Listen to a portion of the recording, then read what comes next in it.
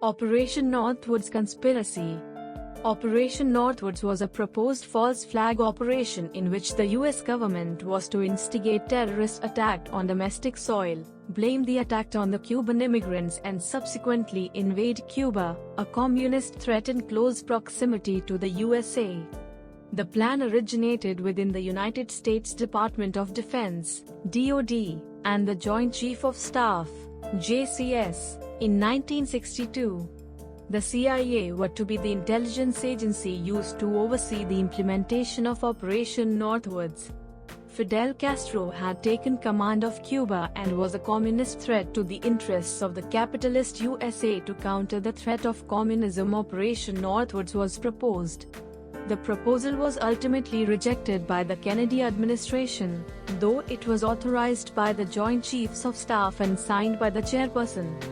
The plan included the sinking of boatloads of Cuban refugees, the assassination of Cuban immigrants, the explosion of a US ship, hijacking planes, and the orchestration of terrorism in various US cities. Operation Northwoods is available online from the National Security Archives. Operation Northwoods first came to light in 2000 through a Freedom of Information Act request. The content of Operation Northwoods is self-explanatory and leaves no room for ambiguity. It outlines clearly and precisely acts of terrorism which could then be blamed on Cuba and provide the basis for starting a war which would be of huge benefit to the military-industrial complex.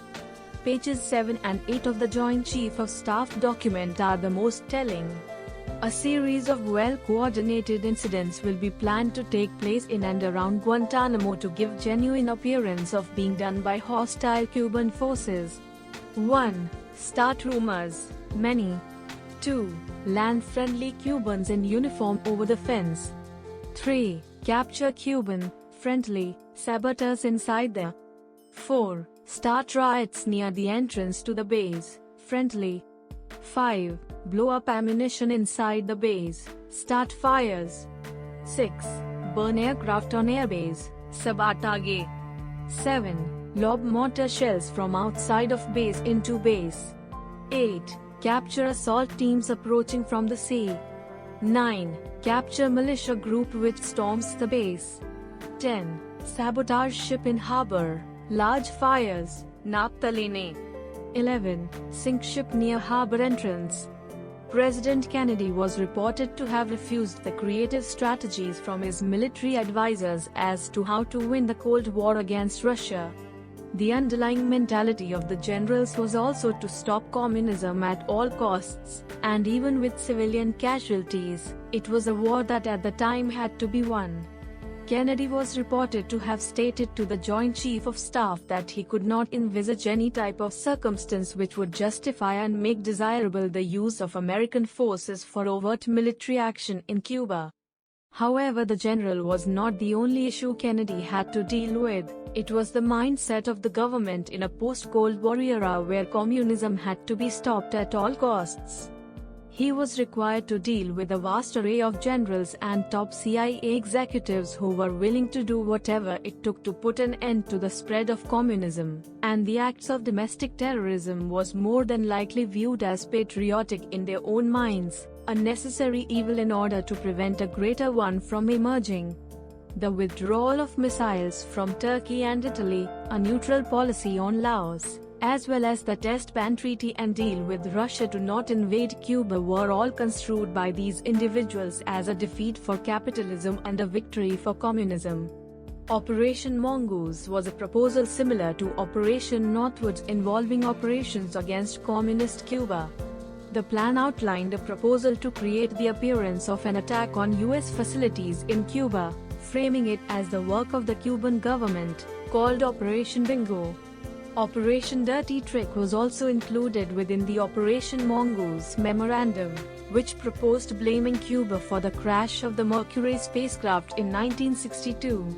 Operation Mongoose was proposed after Lyman L. Lemnitzer lost his job as chairman of the Joint Chiefs of Staff by the Joint Chiefs. Other possible false flag attacks suggested was an attack on nations friendly to the US, which would be framed as Cuban attacks and would give the US a platform for a Cuban invasion. Jamaica and Trinidad and Tobago were included in the list of nations, with the hope that the UK would also be drawn into a joint attack on Cuba. Jamaica and Trinidad and Tobago were members of the British Commonwealth at the time. A U.S. Department of Defense report went as far as to suggest paying a member of Castro's government to attack the U.S. Navy base at Guantanamo. There is no ambiguity over Operation Northwoods. It contemplated direct attacks on American citizens and framing the Cubans in order to defeat the apparent threat of communist interests. It is freely available information. There are official documentation and no reason to believe that it is not true when official sources say otherwise.